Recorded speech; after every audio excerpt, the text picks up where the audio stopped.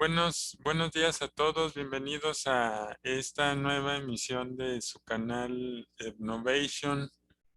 En esta ocasión tengo el gran gusto y honor de contar con la presencia del doctor Carlos Santulli, eh, que es profesor asociado en la Facultad de Ciencia y Tecnología de la Universidad de Camerino, especialista en temas de materiales avanzados, particularmente en el tema de biomateriales. Muy bienvenido, Carlos, a esta Gracias, emisión gracias, muchas de gracias. Innovation. Vamos a tratar el tema hoy de biomateriales, que es un tema muy actual. Bueno, desde hace varios años, 20, 25 años, se habla mucho de ecoefectividad, del impacto ambiental de los materiales, del impacto que tienen los plásticos, los polímeros en lo particular, en, pues en detrimento de la situación ambiental en el mundo. Y entonces parece pertinente hablar de este tema con un experto que es Carlos, que además es mi amigo después de muchos años de no verlo. Fuimos compañeros en el doctorado en la Universidad de Liverpool y le tengo muchísimo aprecio y muchas gracias tanto a Carlos como a su familia, desde luego. Muchas gracias, Carlos. Y la primera pregunta va a ser, eh, ¿qué es economía circular, Carlos? ¿Qué nos puedes platicar de este término que se habla mucho de él, pero a veces no lo comprendemos adecuadamente? ¿Qué cosa es economía circular?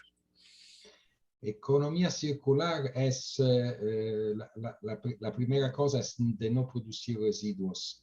La idea es un ideal porque cada proceso industrial o agrícola tiene que producir residuos que no sabemos utilizar, no sabemos emplear, no solamente porque el sistema, porque queremos producir residuos, pero porque no tenemos ideas a veces de cómo pueden ser utilizados. Entonces, está esta conexión entre la economía que no es circular y el uso del plástico. El plástico puede ser reciclado, tenemos que hacer una buena colección del plástico y después tenemos que reciclarlo. Pero esto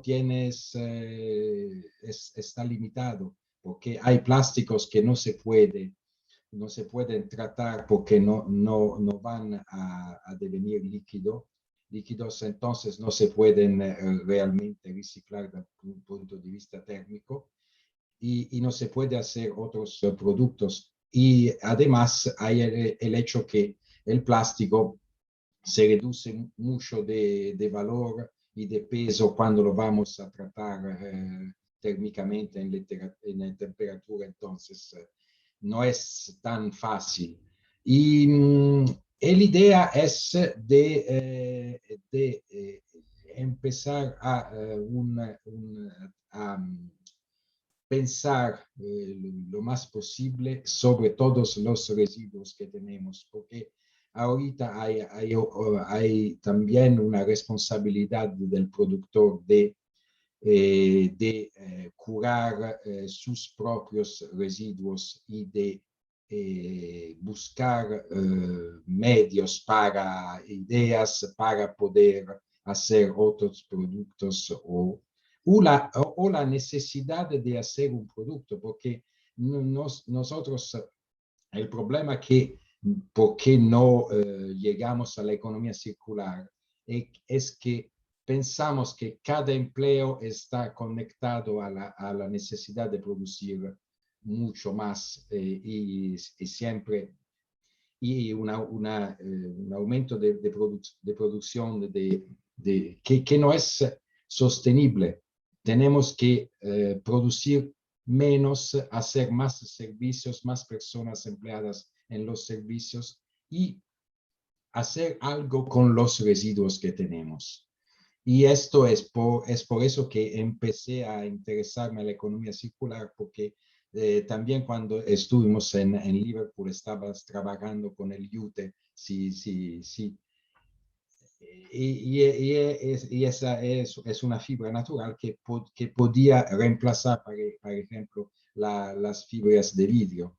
Y es un residuo agrícola, es un ejemplo de residuo agrícola. Y hay mucho más de residuos agrícolas e industriales que tenemos que emplear en la manera mejor posible en cuestión de no solo de ganar dinero, pero de la posibilidad de ofrecer a estos materiales las posibilidades de disfrutarlos disfrutarlo reemplazando otros materiales como el plástico. El plástico puede ser reemplazado parcialmente para otros materiales que son residuos.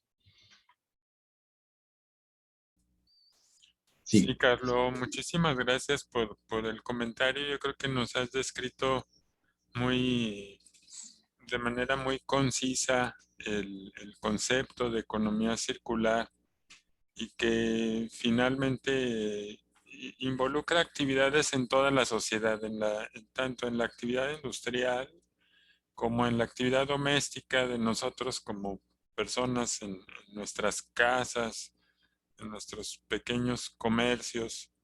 eh, Tener esa visión de mayor conciencia del impacto de lo que ocurre con los materiales que nosotros compramos y que luego tiramos a la basura sin pensar qué es lo que va a ocurrir después con ese material y que va a resultar ser difícil de reciclar. Les platico que hace poco estuve involucrado en una iniciativa de buscar fabricar vasos desechables, vasos biodegradables para el café, ¿no? Y encuentras el hecho de que pues sí existen posibilidades, puedes fabricar estos vasos y empezarlos a distribuir en cadenas de estas cafeterías que todos ustedes conocen y que tanto en Italia como en México pues hay otras cadenas de cafeterías en donde tenemos esa pues ese hábito de comprar el café, tomártelo y tiras el vaso. Resulta que tú puedes sí fabricar efectivamente el vaso biodegradable, pero nuevamente no estás aplicando realmente lo que tú bien nos acabas de comentar, Carlos, de economía circular, que es pensar, bueno, estoy fabricando más, ya eso ya va en contra de un poco de lo que es economía circular. Y luego la biodegradabilidad, pues que más tarde Carlos nos va a hacer favor de platicar al respecto, pues no es tan sencillo, es decir, el que sea biodegradable y biocompostable, pues requiere ciertas características. Y entonces, ese es un pequeño ejemplo de cómo una iniciativa pues, puede ser en principio buena, pero hay que analizarla con mucho más detenimiento. Por lo pronto, el hecho de que existan millones y millones de vasos que se tiran en estas cafeterías, pues ya movió una alarma en estas grandes cadenas para hacer algo al respecto, porque finalmente es un impacto que algunos de los gobiernos lo están ya señalando como un efecto negativo.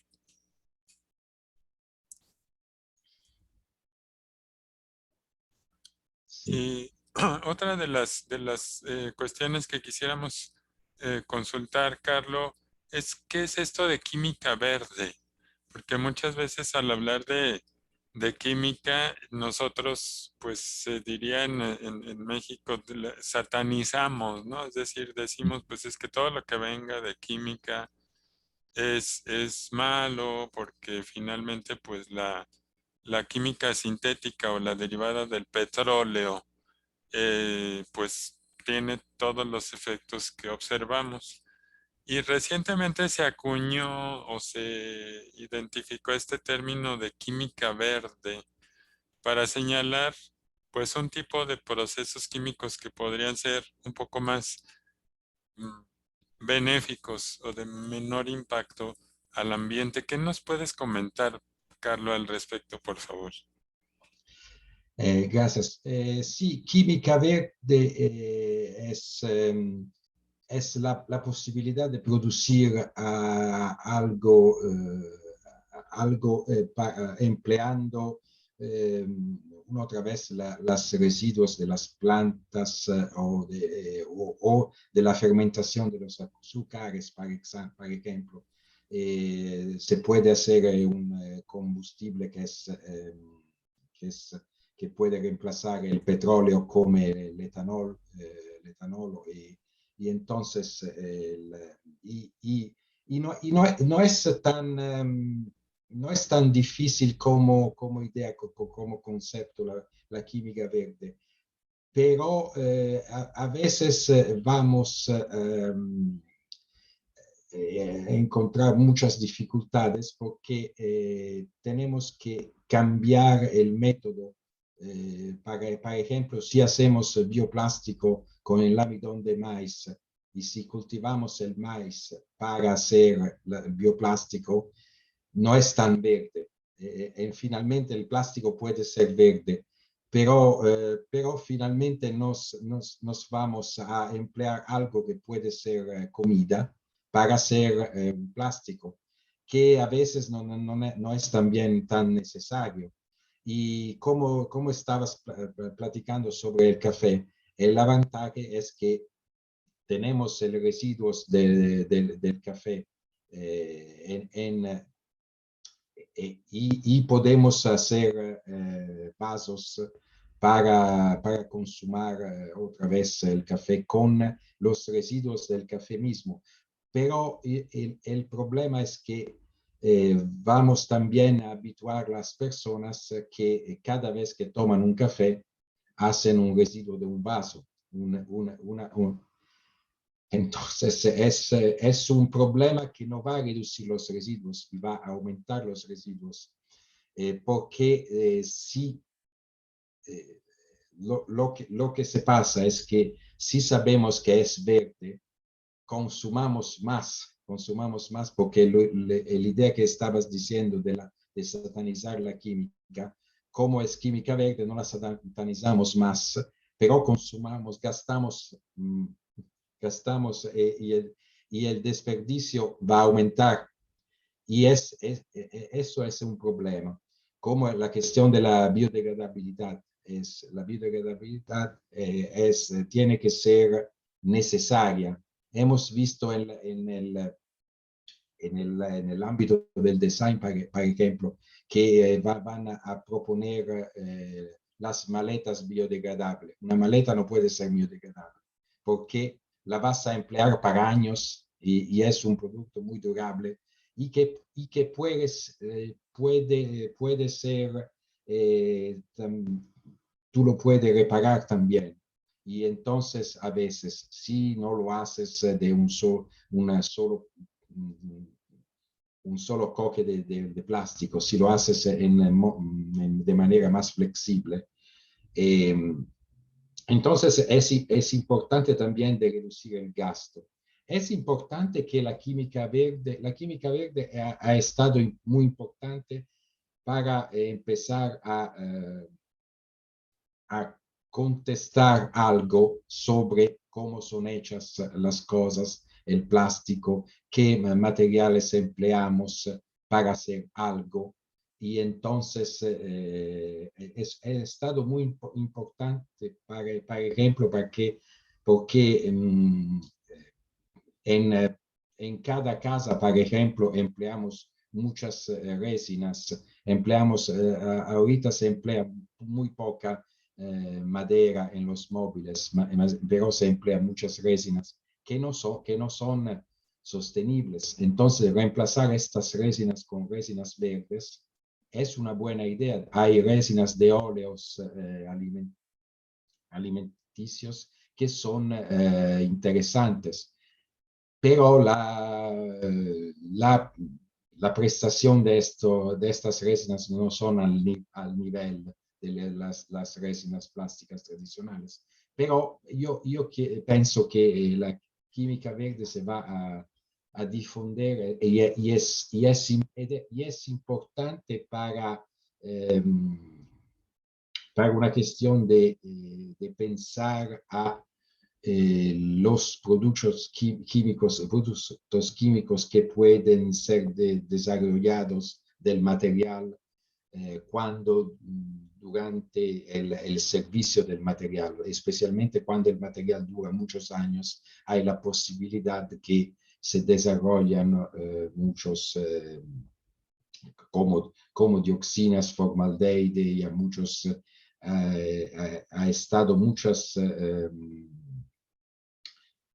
cuestiones sobre la polución que es causada del fin de vida de estos materiales. Porque la realidad es que tenemos que poner esta cuestión de la química verde, porque de muchos productos no sabemos exactamente cuál va a ser el final de vida.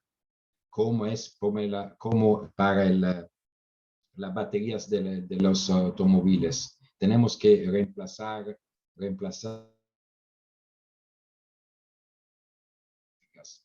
pero no sabemos mucho de qué va a ser el final de vida de las baterías al litio, por ejemplo. No se sabe mucho.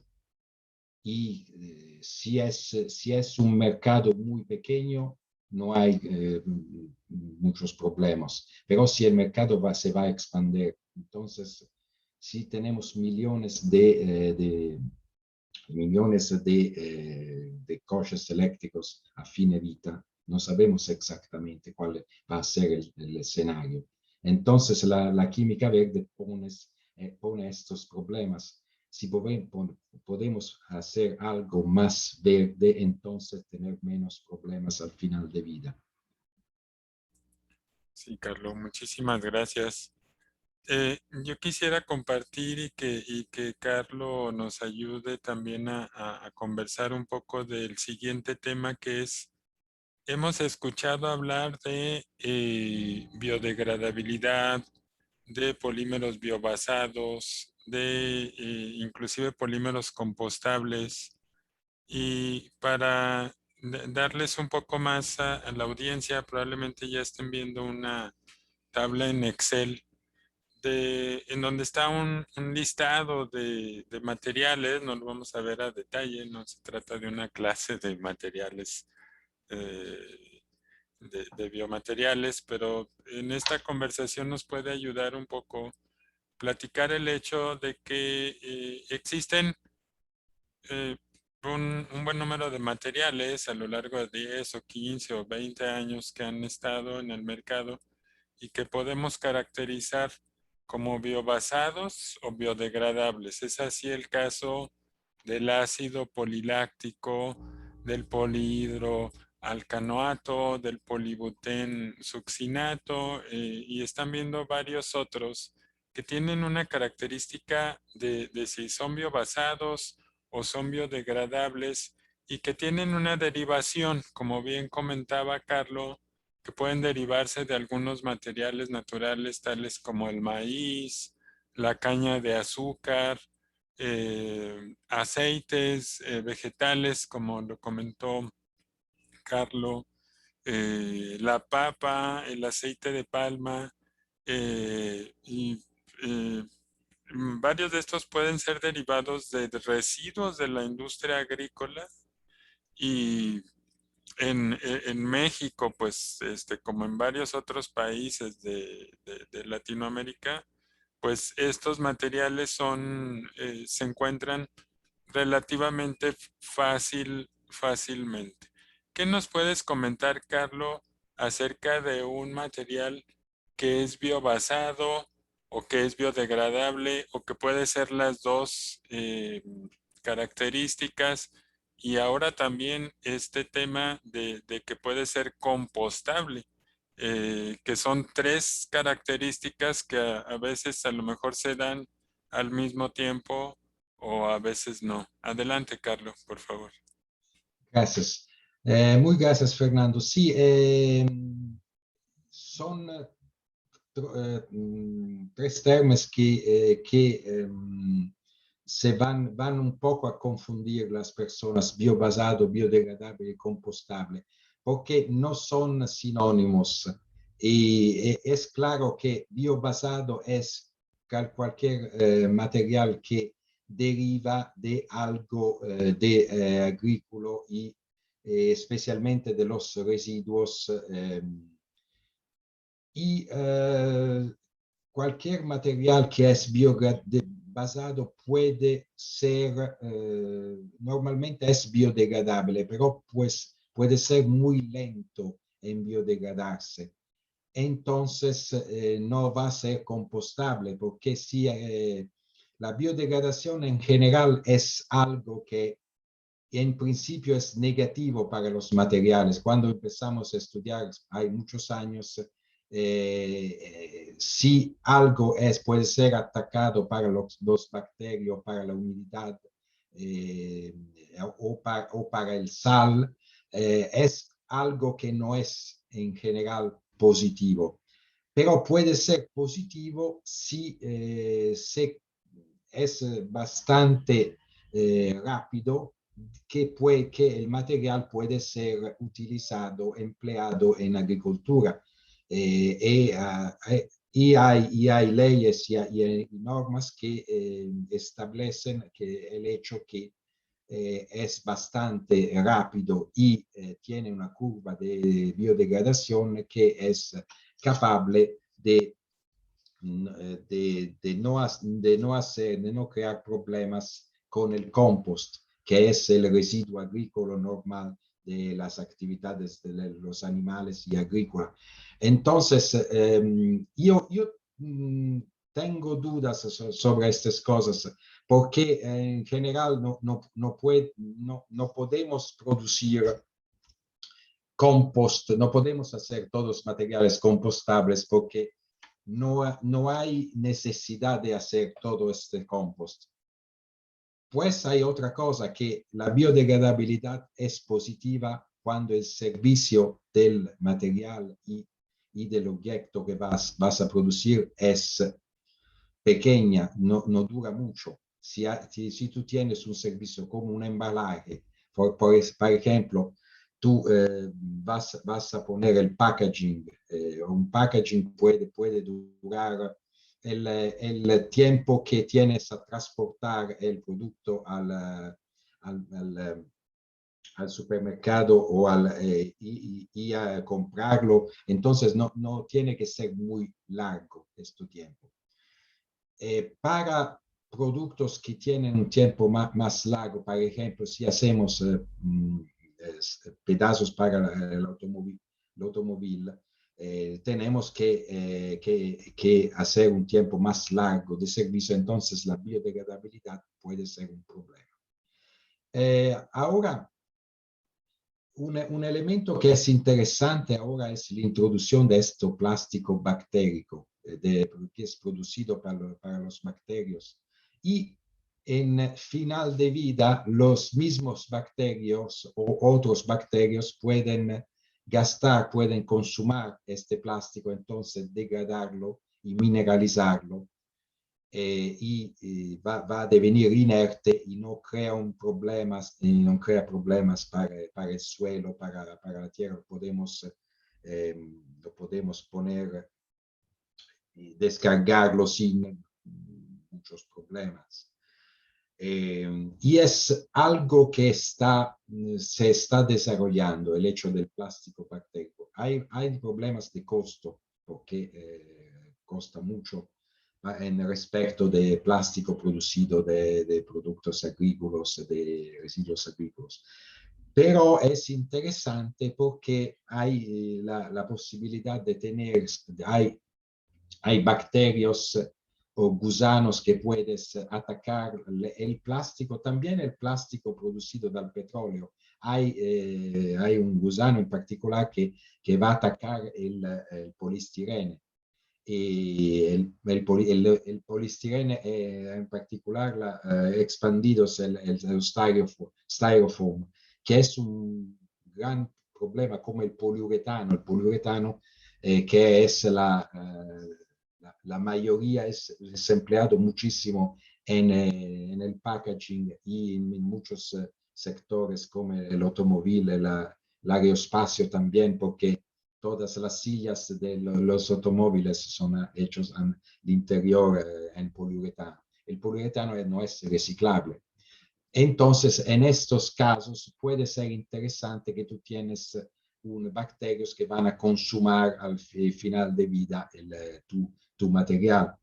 Pero el otro hecho es que nosotros yo soy ingeniero de materiales y no tengo la experiencia bacteriológica. Entonces hay un discurso de multidisciplinaridad que no es fácil, porque no puede ser casual. La cultura bacteriana tiene que ser controlada. Entonces, y eso no es a la portada de personas trabajando en los materiales. Entonces, por hecho que la difusión del plástico bacteriano también va muy lejos, cuesta mucho también. Y sí, y es muy interesante porque hay productos biobasados también que no son biodegradables. Por ejemplo, tú puedes hacer el polietileno, lo puedes hacer del etanol, que es producido del alcohol, de la fermentación del azúcar, y no del etileno que vas a extraer del petróleo. Entonces, si tú tienes gasto de la producción de caña de azúcar, por ejemplo, tú tienes residuo, puedes hacer fermentarlo y hacer etanol y emplear este etanol para hacer olefinas, entonces polietileno y polipropileno, que no van a ser biodegradables, porque son polietileno, poliolefinas, pero van a ser bio-based. Y las personas quedan confundidas con estas cosas, pero es una idea porque, por ejemplo, en un lugar como México, como Brasil, si tienen caña de azúcar y un exceso de producción,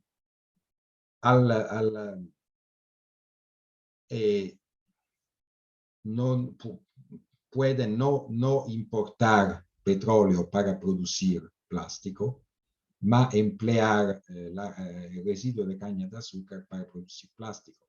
Y en este caso la calidad va a ser más o menos la misma, porque van a ser polietileno, polipropileno, y otros, also el polietileno tereftalato de las botellas típicas de agua, le pueden hacer desde residuos agrícolas. Y este es muy interesante. La idea also de hacer una producción local. La ventaja es que no tienes a importar petróleo y el otro ventaja es que puede ser a 0 kilómetros, entonces local. Y esto es bueno porque mucha polución deriva del transporte. Entonces, si podemos transportar menos, es mejor en general. Eh, pero es muy interesante porque para finir sobre esta pregunta, la cuestión es que hay también polímeros que no son bio-based, que como el policaprolactone, como el polibutilena dipato tereftalato, que no son, son biodegradables, pero son obtenidos del petróleo.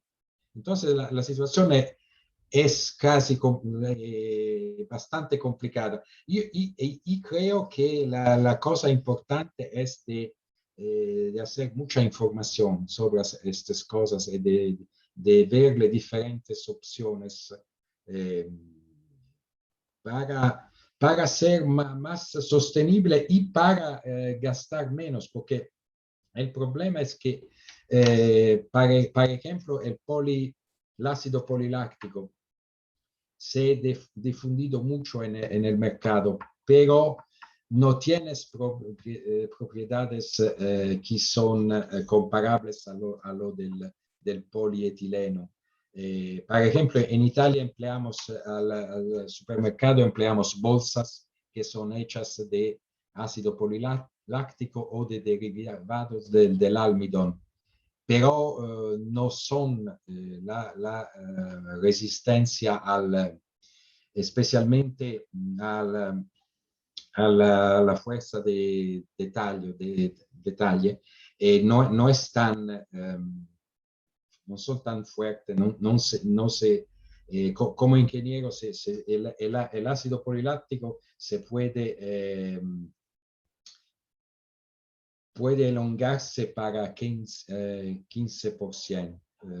Y el viejo polietileno podía llegar a 200% de strain. Entonces hay muchas diferencias. Y costa también menos el polietileno, el viejo polietileno. Entonces, pienso que no hemos visto todavía el final de la película. Hay muchos de discutir sobre, no hay el reemplazo, no es suficiente de decir reemplazamos todo con ácido poliláctico o con almidón de maíz. Hay muchos otros parámetros que están, que están discutidos. Gracias. Sí, gracias, Carlos. Es Yo creo que complejo, es una complejidad sí, notable. sí, la invitación a la audiencia fue un poco desde luego aquí no vamos a profundizar tanto, quise mostrar la tabla un poco para ilustrar el hecho de que esa es una muestra de muchos materiales que pueden tener estas combinaciones de la propiedad de ser biobasados, pero pueden ser biobasados y biodegradables o pueden ser biobasados y no biodegradables. Y la audiencia puede investigar un poco más, nuestras compañeros pueden investigar un poco más al respecto, porque es importante. También lo que bien comentó Carlos al respecto de la compostabilidad, pues es una propiedad muy interesante, pero que se deben dar las condiciones adecuadas para ello, es decir, condiciones de luz, condiciones de exposición al ambiente, oxígeno, etcétera, para que esa biodegradabilidad opere, porque si tú tienes un plástico biodegradable y lo guardas, pues nunca va a ocurrir las condiciones que esperas para que esa biodegradabilidad funcione. Muy interesante, Carlos.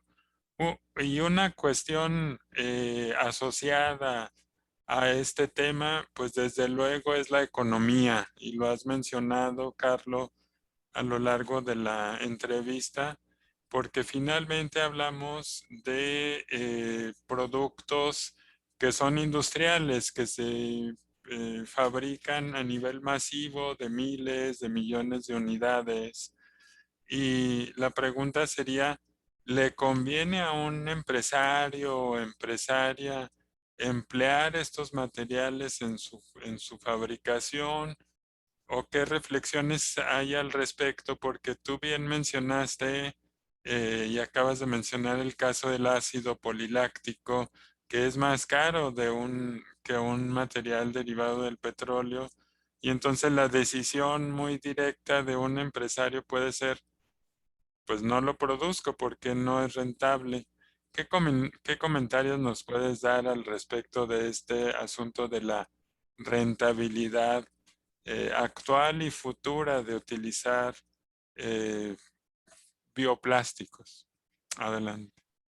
La rentabilidad actual es también influenciada mucho del hecho que si tenemos que comprar el almidón de maíz, si no producimos maíz y tenemos que comprar el almidón de maíz para hacer el ácido poliláctico, no va a ser tan rentable. Pero si tenemos residuos o si hacemos una red, yo tengo algún amigo, colega que tiene un campo de maíz y yo produzco plástico y pues podemos hacer una conexión. Tú me vas a dar tus residuos, yo te pago tus residuos, pero los pago menos que el petróleo que tengo que comprar para hacer el polietileno, puede ser interesante.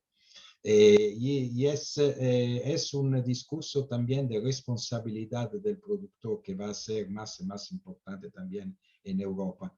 La idea que vemos que todas las grandes ciudades como Ciudad de México, como Roma en Italia, tengan problemas con la basura. Y tengan problemas con la basura porque en realidad no es responsabilidad de la ciudad de hacer la gestión, de ver cómo colectar la basura y hacer nuevos productos. Los industriales tienen dificultades a colectar también el residuo porque no tienen ideas de lo que hacer con los residuos. Es por eso que es importante hacer una red, hacer un sistema donde mis residuos pueden inventar tus productos. Y eso puede introducir más conveniencia sobre el bioplástico, el utilizo del bioplástico. Otra cosa es que hay sistemas que tienen que ser desarrollados de otra manera. Por ejemplo, el embalaje. Muchos embalajes que son la mayoría en las ciudades, son la mayoría de la basura urbana, los embalajes. Muchos embalajes son hechos para una idea de marketing más que para el cómodo de los productos. Tienen que proteger los productos y transportarlos, pero también hay marketing que quiere por embalajes más grandes, Amigables, sí, grandes, friendly. muchos colores y complicados y no tan práctico y también se va a gastar mucho producto. Hay ejemplos que son fáciles, como hay muchas botellas, por ejemplo, del ketchup o de otros productos como es, que no se vacían y vas a gastar por producto y no puedes emplear el total del producto porque el embalaje no es práctico para emplearlos. Entonces, el resultado final que vas a gastar mucho, como en productos de baño es típico, hay los embalajes, si empleas un shampoo, un jabón o algo para hacer la ducha, es típico que no se vacía la botella, que permanece un poquito al fondo. Parece estúpido, pero es una cosa que se la reportas a millones de personas. Es un gasto de material enorme. Es eso, y depende del hecho que la botella è stata hecha producta para el marketing, más que para el empleo del utilizador. Y eso es una cosa que es importante que la industria se responsabiliza sobre, y el Estado, las organizaciones internacionales, es importante que hacen leyes y directivas para que este proceso devenga más rápido de responsabilidad de las empresas que a veces no saben exactamente qué residuos producen y dónde vayan la basura que dan al ente, a la persona que tiene que colectarlas y si van a ser descargadas a algo en el mar. No lo saben exactamente. No hay mucho control sobre la colección. Eso es el problema que porta mucho gasto de material. El bioplástico requiere también una colección muy acurada, porque hay veces encuentro también en Italia personas que piensan que si la botella, en Italia hay botellas de bioplástico, de ácido poliláctico. Hay personas que piensan que si voy a quedar mi botella de bioplástico en la calle o en la playa se va a biodegradar. No se va a biodegradar, porque tienes que hacerla en pedazos y la compostabilidad es en un medio ambiente industrial. Hay sistemas industriales en términos de temperatura, de pH y de acididad, etc. Y si permanece no colectada, si, por ejemplo, si el bioplástico es colectado junto con el plástico normal, no se va a compostar porque va solamente a hacer una polución para el resto del plástico, porque es extraño. Y no es tan fácil, y no es tan fácil porque, de hacer información sobre estas cosas, porque muchas personas son confundidos y esperan que nos va a hacer, vamos a hacer vamos a reemplazar totalmente el plástico con el bioplástico, pero esto no es posible. Por ejemplo, el bioplástico tiene una interacción muy difícil con el agua y es muy difícil de hacer han intentado botellas de ácido poliláctico, pero si haces recipientes más grandes o que tienen interacción con el agua del mar, el bioplástico no va a funcionar muy bien. Entonces, esas cosas son limitadas, pero la colección tienes que ser mejorada.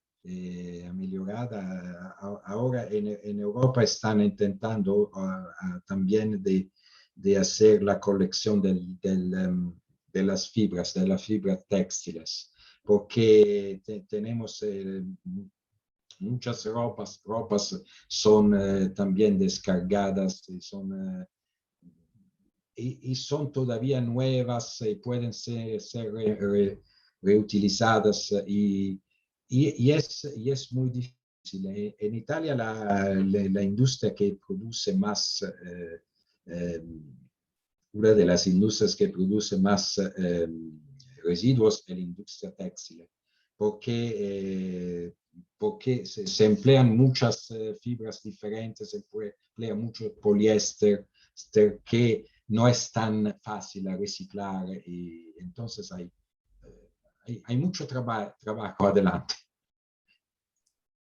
Sí, Carlos, muchísimas gracias por esta reflexión sobre digamos, la economía relativa o la rentabilidad de los productos bioplásticos. Yo les comparto muy brevemente, desde luego, la experiencia. Yo trabajé muchos años en una empresa de pinturas y recubrimientos y entonces hubo un punto en donde propuse la idea de reemplazar las resinas o polímeros comúnmente empleados, que son resinas vinílicas, acrílicas, por algún tipo de biopolímero. Y precisamente uno de los principales contras al respecto, pues es que en grandes escalas y en grandes volúmenes, cuando se analizan las compras de materiales, y los analistas económicos dicen, pues es que sale muy caro, ¿no? Es muy caro comprar una resina, una bioresina, tener que hacer pruebas, desde luego, primero para revisar si efectivamente en todas las propiedades de manejo, de la propia producción, de aplicación, de durabilidad, como bien comenta Carlo, en el sentido de que si estoy aplicando un recubrimiento, un coating basado en algunas bioresinas, debo observar qué es lo que ocurre con ese coating. Si lo que no quiero es que sea tan atacado por bacterias o por medio ambiente, porque pretendo durabilidad. Entonces, todas esas combinaciones es importante que las reflexionemos como audiencia para tenerlo en cuenta. Y el siguiente punto es, pues precisamente lo último que estaba comentándonos Carlo, que son las prácticas como personas comunes, habitantes de una sociedad, de una comunidad, ya sea urbana o rural. ¿Cuáles son las prácticas que nos podrían ayudar para contribuir a esta economía circular? Porque como bien comenta Carlo, con tanta información podemos confundirnos un poco qué es lo que conviene comprar. Entonces, comprar más productos que sean biodegradables y compostables, y al momento de comprar más, pues entonces ocasiona lo que comenta Carlo, que es más producción industrial que va en detrimento finalmente del medio ambiente, o adquirir menos o reciclar. El punto que bien comenta Carlos, Carlos, que es la separación de los residuos. Eh, ¿qué nos podrías comentar al respecto ya en términos de usuario, de algunas recomendaciones que entiendo es complicado, pero algunas recomendaciones que se podrían dar? Gracias. Eh, Gracias, Fernando. Sí, por ejemplo, estaba comentando el hecho de los embalajes. Por ejemplo, comprando algo, es importante que el usuario va a pensar también a cuál va a ser el final de vida, la colección, de qué material es hecho. Es un solo material, es una cosa importante porque a veces tenemos la opción de comprar un embalaje que es hecho en un solo material o muchos materiales. Y a veces, como hay el marketing, como siempre, a veces puede ser que el embalaje de muchos materiales, multimaterial, es muy colorado, aparece mejor, pero al final de vida es más difícil de colectarlo y de reciclarlo, porque la primera cosa para reciclar es separar los materiales. Una vez que tenemos separados los materiales, podemos esperar que los materiales que son reciclables van a ser reciclados. Podemos esperar porque tienen que ser también en una cantidad bastante, porque a veces el problema, por ejemplo, por ejemplo, del materiales como el polimetilmetacrilato, el plexiglas o como el policarbonato, por ejemplo, son materiales que en principio son reciclables, pero no hay normalmente la cantidad en la colección urbana suficiente porque una persona puede hacer un trabajo en reciclando estas plásticas, porque también es el mismo problema se pone con el poliestireno, los styrofoam. el hecho es que pesa tan poco y entonces si vas a tener un camión de polistireno, son pocos dólares finalmente.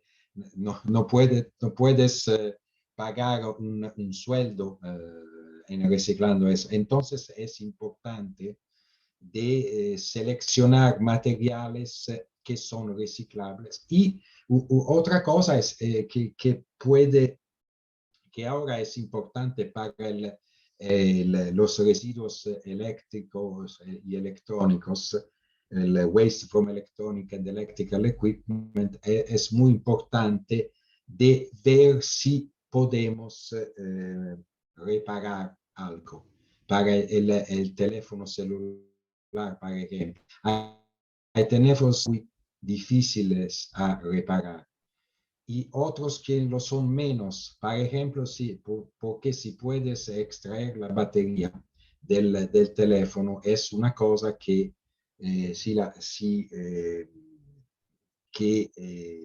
se puede, es una ventaja porque la puedes reparar, la puedes reemplazar. Entonces, a veces hay la preferencia para los modelos que son muy compactos, pero un modelo que es muy compacto a veces no es tan reparable. Hay por ejemplo, la computadora, yo tengo una computadora que he reemplazado todas las cartas y todos los pues al interior de mi computadora es siempre la misma, el frame es siempre lo mismo, porque en general un frame es un frame de acero, fue hecho hay 20 años y es bueno, y no hay razón de poner a la basura el frame también. Entonces, pero estas cosas tienen, el usuario tiene que desarrollar una sensibilidad para estas cosas. Y tenemos que interrogarse si todo va a ser en la basura o hay algo que puedo salvar y puedo producir menos basura, porque la primera cosa es intentar de producir menos basura y menos en un proceso industrial o agrícola de producir menos residuos. Esto es posible. Por ejemplo, he estado en una industria de materiales compuestos y de fibra de carbono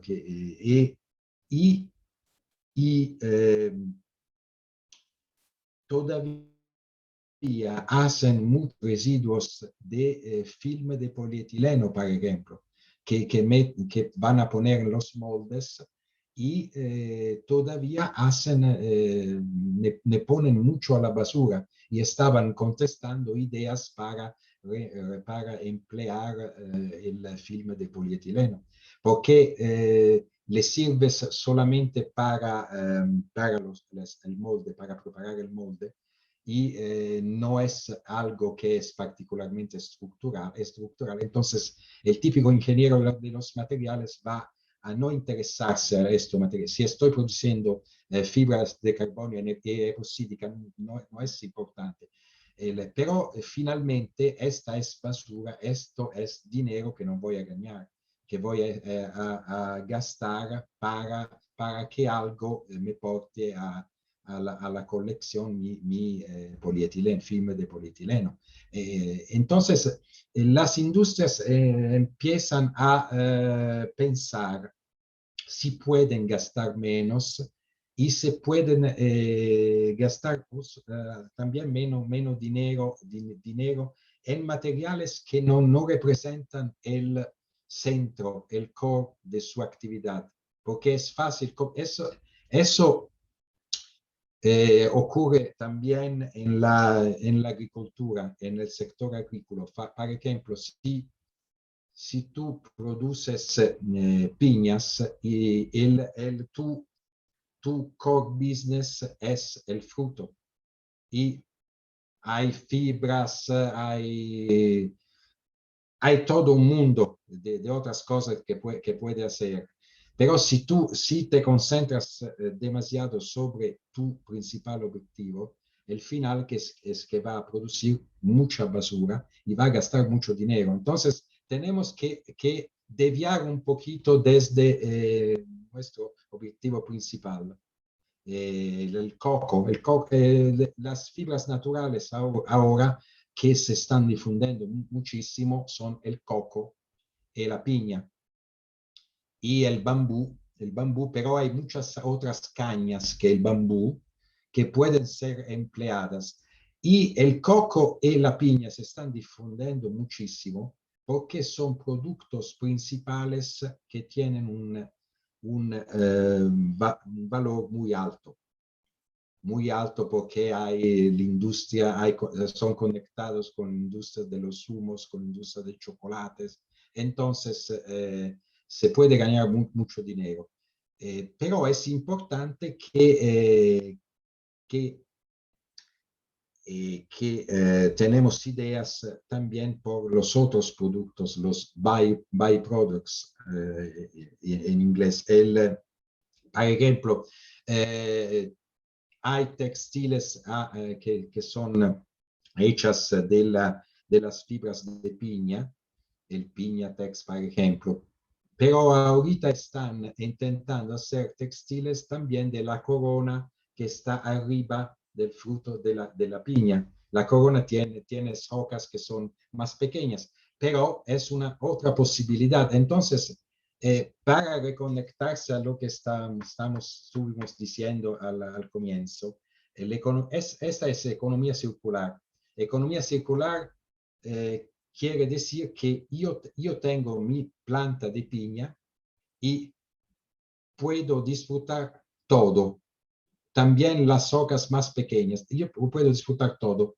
Y no hacer eso es el ideal, y no nos faltan, no tenemos las posibilidades tecnológicas, nos faltan las ideas.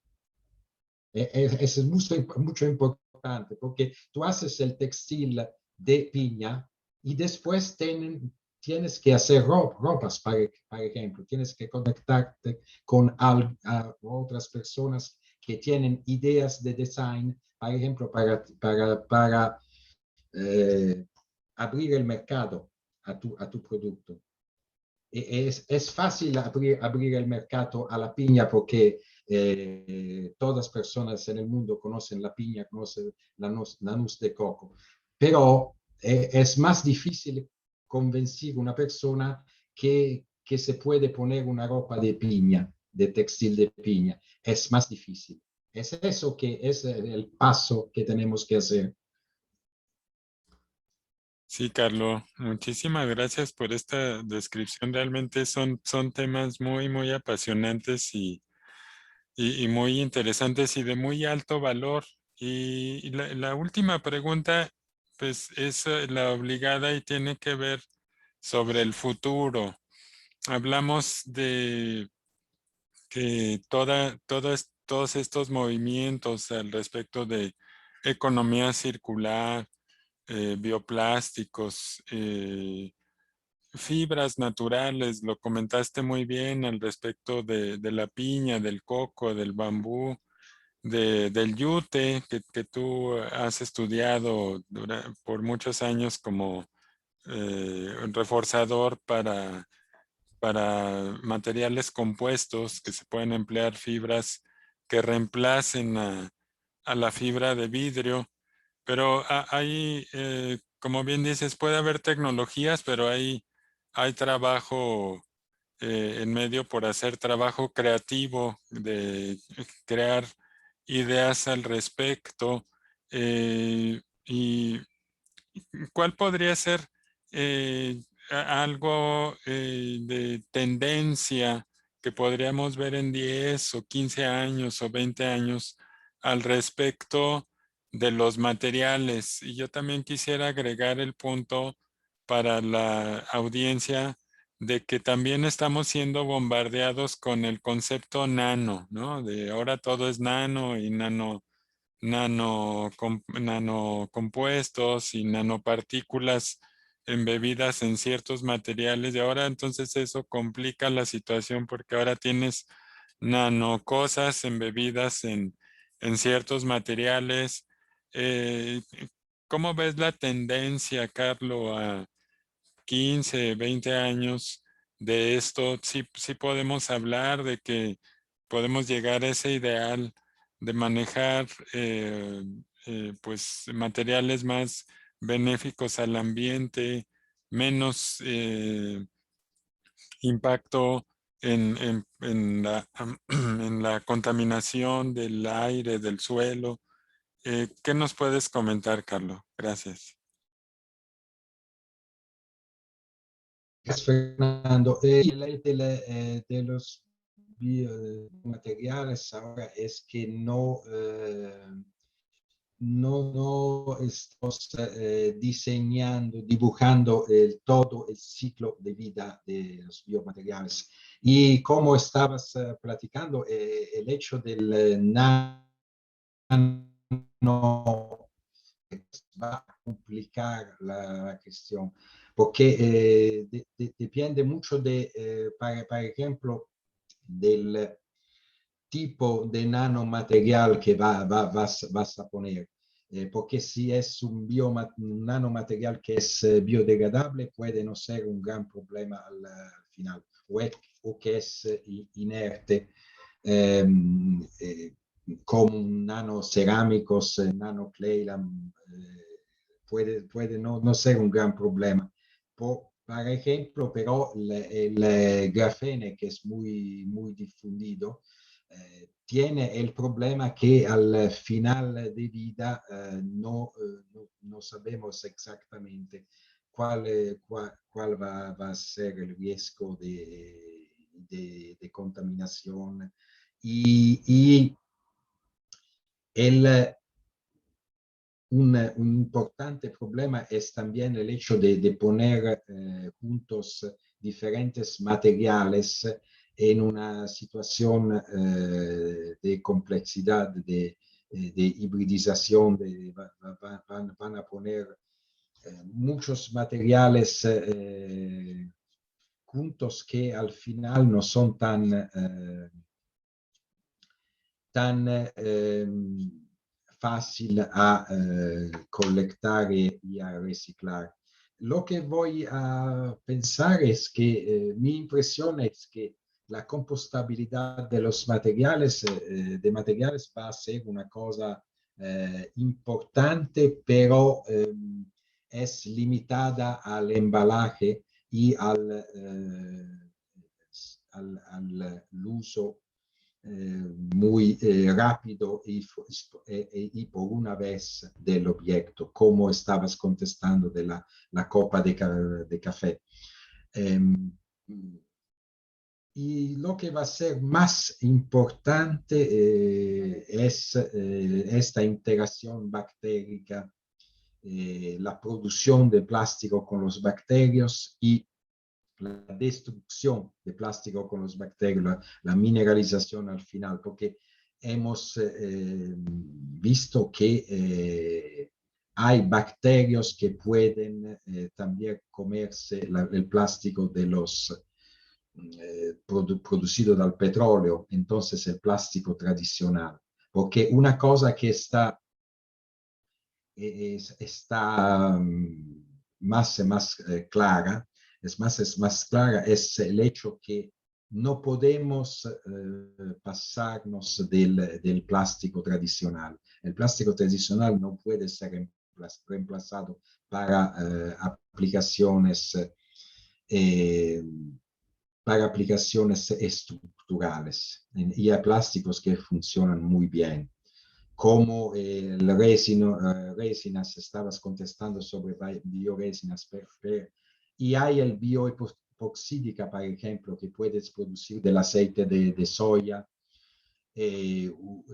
o de otros aceites de diferentes nueces, etc. Pero el problema es que no es tan performante como la epoxídica tradicional. Y puede ser que estos materiales, pues las bioresinas pueden ser interesantes si es un producto, es un residuo de tu cultivación tradicional que tienes en tu lugar. Si tú tienes soya, puede ser interesante de hacer el bioepoxídica en soya. Si tengo que comprar el aceite de soya desde China para fabricar en México la bioepoxídica, no va a funcionar. Puede ser interesante si tengo un aceite local para hacer bioresinas. Eso puede ser interesante porque voy a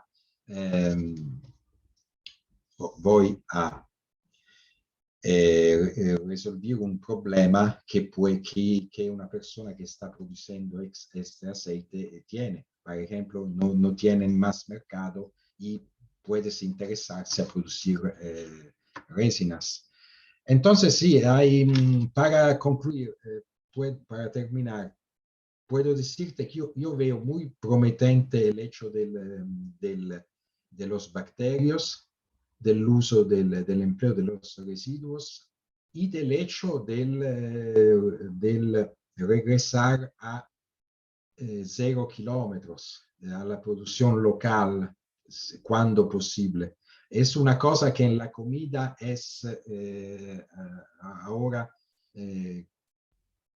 todas las personas requieren la producción local más que importar todo. Tienen que y pienso que para los materiales va a ser más interesante también porque hay un hecho de la producción local que tiene la ventaja que tenemos el control de todo el sistema productivo, porque si la empresa tiene que asegurarse de la colección final de su producto y no sabe exactamente de dónde llega su materia prima, va a ser un problema. Si voy a producir también fibra de carbonio, si voy a producir fibra de carbonio, pero no sé, las materias primas y los productos químicos me llegaron desde China o desde para otros lados, no puedo asegurar cuál es el impacto ambiental de mi producto al final de vida. Y eso es una cosa que las industrias tienen más que asegurar en los próximos 10 o 20 años. Entonces va a devenir importante. Y esperamos que vamos a ser más cerca de la economía circular, entonces menos residuos y empleados en el modo mejor. Sí, eso es más o menos lo que quería decir. Muchísimas gracias, Carlos. De verdad ha sido una charla muy, muy interesante, muy valiosa. Yo pensaría que la audiencia se queda con algo de conocimiento y con muchas preguntas, y eso está bien, que se hagan más preguntas y que investiguen más al respecto de estos temas de bioplásticos, de economía circular, porque es una necesidad, finalmente es un cambio de conciencia en nuestra sociedad para poder eh, evolucionar en el tema de nuestra forma de visualizar nuestro consumo, nuestros hábitos de consumo y los diferentes materiales que empleamos en nuestra vida diaria, en el ambiente industrial. Entonces, yo te agradezco muchísimo, Carlos, por esta plática.